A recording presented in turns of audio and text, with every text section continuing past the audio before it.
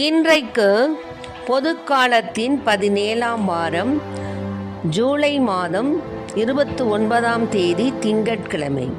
இன்று புனிதர்கள் மார்த்தா, மரியா, லாசர் அவர்களுடைய நினைவு விழா.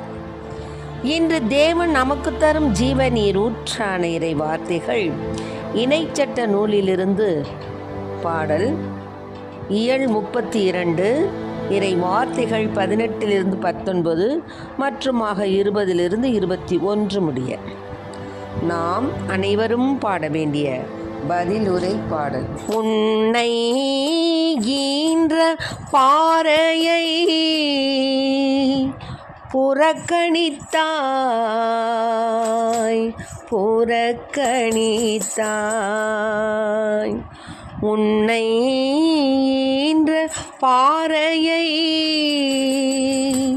புறக்கணித்தாய்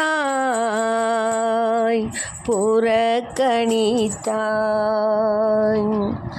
உன்னை ஈன்ற பாறையை புறக்கணித்தாய். உன்னை உருவாக்கிய கடவுளை மறந்துவிட்டாய். தம் மைந்தரும் தம் மகளிரும் தமக்கு சினமூட்டியதை ஆண்டவர் கண்டு அவர்களை இகழ்ந்து ஒதுக்கினார். உன்னை ஈன்ற பாறையை புறக்கணித்தார். உன்னை ஈன்ற பாறையை புறக்கணித்தாய் புறக்கணித்தாய். அவர் உரைத்தார், எனது முகத்தை அவர்களிடமிருந்து மறைத்துக் கொள்வேன். அவர்களது முடிவு என்னவென்று நான் கவனித்துக் கொள்வேன். ஏனெனில் அவர்கள் கேடுகெட்ட தலைமுறையினர். ஏனெனில் அவர்கள் கேடுகெட்ட தலைமுறையினர். நேர்மை அறவே அற்ற பிள்ளைகள். உன்னை ஈன்ற பாறையை புறக்கணித்தாய் புறக்கணித்தாய். இல்லாத தெய்வத்தால் எனக்கு எரிச்சல் ஊட்டினார். அவர்களின் சிலைகளால் எனக்கு சினமூட்டினார். ஒன்றுமில்லாத இனத்தால் அவர்களுக்கு எரிச்சல் ஊட்டுவேன். மதிக்கெட்ட வேற்றினத்தால் அவர்களுக்கு சினமூட்டுவேன். உன்னை ஈன்ற பாறையை புறக்கணித்தாய் புறக்கணித்தாய். உன்னை ஈன்ற பாறையை புறக்கணித்தாய் புறக்கணித்தாய்.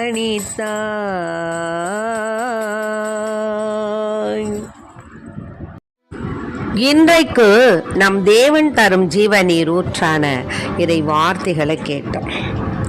இந்த இணைச்சட்ட நூலில் எப்படி உன்னை ஈன்ற பாறையை புறக்கணித்தாய் அப்படிங்கிறதுக்கு ஆண்டவர் எரேமியா நூலில் ஒரு வார்த்தை சொல்கிறார். எரேமியா நூலில் 13 இயல் 1 11 வசனங்கள். ஆனால் நம்ம 1 ஒரு 6 வசனங்கள் எடுத்துக்குவோம். எரேமியா நூல் 13. ஆண்டவர் என்னிடம் கூறியது இதுவே, நீ உனக்காக பட்டால் ஆன ஒரு கச்சையை வாங்கி அதை உன் இடையில் கட்டிக்கொள், அதை தண்ணீரில் நினைக்காதே. ஆண்டவர் சொற்படி நான் கச்சையை வாங்கி அதை என் இடையில் கட்டிக்கொண்டேன். எனக்கு ஆண்டவர் வாக்கு 2ஆம் முறை அருளப்பட்டது. எரேமியா நூல்லேருந்து நான் சொல்கிறேன். அப்போது நீ எழுந்து என்ன பண்ணு, பேராத்து ஆற்றுக்கு போ, அங்கே அதனை பாறை இடுக்கில் மறைச்சி வை அப்படின்னு ஆண்டவர் எரேமியாவுக்கு கட்டளை எடுக்கிறார். அவர் அதே மாதிரி போய் பேராத்துக்கு சென்று அந்த இடைக்கச்சையை மறைச்சி வச்சுட்டு வந்தார். அப்புறம் அதே மாதிரி அங்கே மறைச்சிட்டு வந்த சில நாட்களுக்கு அப்புறம் மறுபடியும் என்ன பண்ணி, நீ போய் கச்சையை எடுத்துகிட்டு வாங்குறாரு. அப்போ போய் பார்த்தா அந்த கச்சை எதுக்கும் பயன்படாத அளவில் இற்று போயிருந்ததாம். அப்போ தான் ஆண்டவர் சொல்கிறாரு, இவ்வாறு தான் யூதா எருசலேமின் ஆணவத்தை அழிப்பேன், என் சொற்களுக்கு அவங்க செவி கொடுக்க மறுத்துட்டாங்க. அவங்களுடைய இதய பிடிவாதத்தின்படி நடந்து வேற்று தெய்வங்களை பின்பற்றி அவற்றுக்கு ஊழியம் செய்து வழிபட்டு வரும் இந்த தீய மக்கள் எதற்கும் பயன்படாத இந்த கச்சையை போல் தான் ஆவாங்க. கச்சை ஒருவரது இடையோடு ஒட்டி இருப்பது போல இஸ்ரேல் யூதா வீட்டார் யாவரும் என்னோட ஒன்றித்திருக்க வச்சேன். பாருங்க, என்ன ஒரு இரக்கமான வார்த்தை. எப்படி இடையில் கச்சை ஒட்டிக்கிட்டு இருக்கோ அது மாதிரி இந்த இஸ்ரேலையும் யூதா வீட்டாரையும் என்னோட நான் ஒட்டி வச்சுருந்தேன். ஆனால் அவங்க என்ன செஞ்சிட்டாங்க, மக்களாகவும் பெயராகவும் புகழாகவும் மாட்சியாகவும் அவங்கள நான் இருக்க வச்சேன். ஆனால் அவங்க எனக்கு செவி சாய்க்கலை அப்படிங்கிறார். எவ்வளோ வருத்தமாக சொல்கிறார் பாருங்க.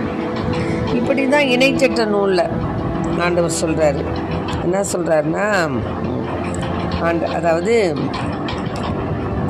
இணை சட்ட நூலில் இது மோசேயின் பாடல். இது அதில் உன்னை ஈன்ற பாறையை புறக்கணித்தாய், உன்னை உருவாக்கிய கடவுளை நீ மறந்துட்ட. மக்களை பார்த்து புலம்புறார் ஆண்டவர். நீ என்ன செஞ்சிட்ட? இப்போ மோசே அதாவது இஸ்ரேல் சபையினர் அனைவரும் கேட்க மோசே பின்வரும் பாடலின் வார்த்தைகள் அனைத்தையும் சொல்கிறார். வானங்களே, நான் பேசுவேன், செவி கொடுப்பீர். ஆண்டவரின் பங்கு அவரது மக்களே, அவரது உரிமை சொத்து யாக்கோபே. ஆனால் கொளுத்த காலை மார்பிலை பாய்ந்தது, யெசூரூன் கொழுத்து பருத்து முரடனானான். தன்னை படைத்த கடவுளை விட்டு அவன் விலகினான். பார்த்தீங்களா? உன்னை ஈன்ற பாறையை புறக்கணித்தாய், உன்னை உருவாக்கிய கடவுளை நீ மறந்துட்ட. தன் மைந்தரும் மகளிரும் தமக்கு சினமூட்டியதை ஆண்டவர் கண்டு அவர்களை இகழ்ந்து ஒதுக்கினார். அவர் உரைத்தார், எனது முகத்தை அவர்களிடமிருந்து மறைத்து கொள்வேன், அவர்களது முடிவு என்னவென்று நான் கவனித்துக் கொள்வேன். ஏனெனில் அவர்கள் கேடுகட்ட தலைமுறையினர், நேர்மை அறவே அற்ற பிள்ளைகள். பார்த்தீங்களா எவ்வளவு ஆண்டவர் இஸ்ரேல் யூதாவை தன்னுடைய இடை கச்சையில் எப்படி இடையில் கச்சையை கட்டியிருந்தாங்களோ அந்த மாதிரி உறவோடு வச்சுருந்தார். ஆனால் அவங்க ஆண்டவருடைய பேச்சை கேட்கலை. மற்ற தெய்வங்களை நாடி ஓடி அவங்க என்ன செஞ்சாங்க, ஆண்டவருக்கு அருவருப்பான காரியங்களை செய்தாங்க. அதனால் நான் என்ன செஞ்சிட்டேன், கொஞ்ச நாளைக்கு பேராத்தில் ஒழிச்சு வச்சுருந்த கச்சையை மறுபடியும் போய் எடுத்துடுவான்னு சொன்னேன். அது எப்படி பயன்படாமல் இருக்குமோ அது மாதிரி நான் அவர்களை என்ன செய்ய போகிறேன், பயன்படாமல் போகும்படியாக அவர்களை அழிப்பேன், அவருடைய ஆணவத்தை அழிப்பேன்னு சொல்கிறார். பாருங்கள், சச்சா எவ்வளவு கடவுள் அரவணைக்கும் தெய்வம், நம்ம இரக்கத்தோடு பார்க்கக்கூடிய தெய்வம். அந்த தெய்வத்துக்கே என்ன கோபம் வந்துருச்சு. அதனால தான் அப்படி சொல்கிறாரு. அந்த அளவுக்கு நாமளும் என்ன செய்கிறோம், சில நேரங்களில் கடவுளுக்கு புறம்பான காரியங்களை செய்கிறோம். அவருக்கு பிடித்தமில்லாத காரியங்களை செய்து அவருடைய கோபத்துக்கு நம்ம ஆளாகிறோம். நம்ம நினச்சி பார்க்கணும், நம்ம அத்தகைய தருணங்களில் நம்ம இருந்திருக்கோமா? அப்படியாக கடவுளுக்கு புறம்பாக நாம் ஏற்று தெய்வங்களை நாடி இருக்கிறோமா? யோசனை செய்யணும். யோசனை செய்து அவ்வாறு நாம் இருந்தோம்னால் கயிறு தாயத்து கட்டிக்கிறது, அப்புறம் அங்கே போகிறது இங்கே போகிறது, இங்கே மந்திரிச்சுக்கிறது அங்கே மந்திரிச்சுக்கிறது, ஆற்றுல ஒரு கால் சேத்துல ஒரு கால் இங்கேயும் வந்துக்கிறது அங்கேயும் போய்க்கிறது, அங்கே போய் கயிறு கட்டிட்டு வர்றது, எலுமிச்சம்பழம் இது பண்ணுறது, இது மாதிரி மூட நம்பிக்கைகள் பழக்க வழக்கங்கள். என்ன தேவனால் முடியாத காரியம் ஒரு எலுமிச்சம்பழத்தால் முடிஞ்சிருமா? இதெல்லாம் நம்ம யோசிக்கணும். கடவுள் நமக்கு 6 அறிவை கொடுத்துருக்குறாரு, ஆனால் அதை நம்ம சிந்திக்கிறதில்ல, செயல்படுறதில்ல. என்னமோ சொல்கிறாங்கன்னு சொல்லிட்டு நம்மளும் ஓடியாடுறது. ஆகவே அருமையான பிள்ளைகளை, நாம் இதை கேட்டுக்கொண்டு இருக்க அருமையான பிள்ளைகளை, தேவன் ஒருவர் தான். நீ அவரை புறக்கணிச்சிட்டு நீ என்ன பண்ணுற, பாறையை புறக்கணித்தாய். அதனால் இப்போ உனக்கு என்ன நடந்துச்சு உனக்கு? பயங்கரமாக உனக்கு அழிவு தான் ஏற்படும். உன்னை ஈன்ற பாறையை நீ புறக்கணித்தாய், உன்னை உருவாக்கிய கடவுளை நீ மறந்துட்ட. அதனால என்னாகும்? அதாவது தேவனுக்கு சினம் ஊட்டிட்ட. அவருடைய சினத்தில் நெருப்பு பொறி தெரிக்கும். கீழுலகின் அடிமட்டம் வரை அது எரிக்கும். பூவுலகின் அதன் விளை பலன்களையும் அழிக்கும். மாமலைகளின் அடித்தளமே தீப்பற்றி எரியும். பார்த்தீங்களா?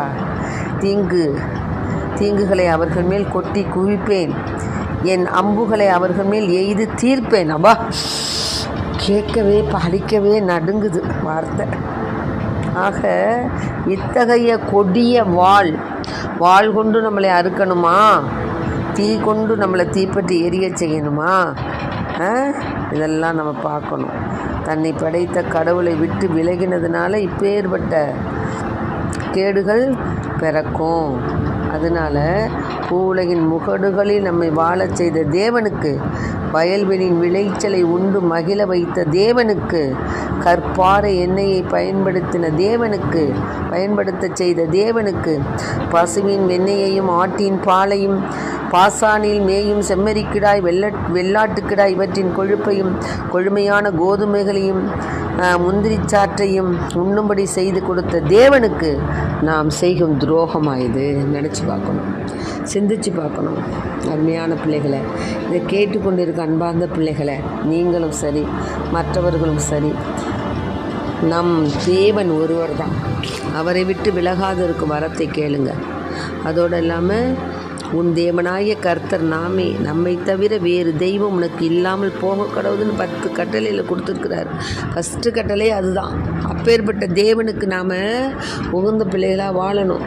அதில் பற்றி பார்த்தீங்கன்னா, மோசே அந்த 10 கட்டளை வாங்க போனோன்னு இங்கே என்ன செஞ்சிட்டாங்க? ஆரோனை போட்டு உலுக்கி எடுத்து, எங்களை அரசாட்சி செய்கிறதுக்கு அரசன் இல்லை, எங்களுக்கு தெய்வம் இல்லை அப்படின்னு சொல்லி அவங்க போட்டிருந்த நகை நட்டெல்லாம் உருக்கி ஒரு பொற்கன்று குட்டியை செஞ்சு வழிபட்டாங்க. அப்போ தான் மோயிசன் பார்க்குறாரு. தேவன் சொல்கிறாருங்க, பாரு மக்கள் என்னென்ன செய்கிறாங்க பாரு அப்படிங்கும்போது பார்க்குறாரு. அவருக்கு கோபம் வந்து தான் அந்த முத வாங்கிட்டு வந்த 10 கட்டளை போட்டு உடைக்கிறார். ஆக தேவனுக்கு பிடிக்காத காரியங்கள் இந்த பிற தெய்வங்களை வழிபடுவதல், கயிறு கட்டுதல், தாயத்து கட்டுதல், நம்பிக்கை கொள்ளுதல், இன்னுமாக தகடு வைக்கிறது, அது வைக்கிறது, இது வைக்கிறது, பில்லி சூன்யா, கேட்கவே அருவருப்பான காரியங்களை நாம் செய்கின்றோமா?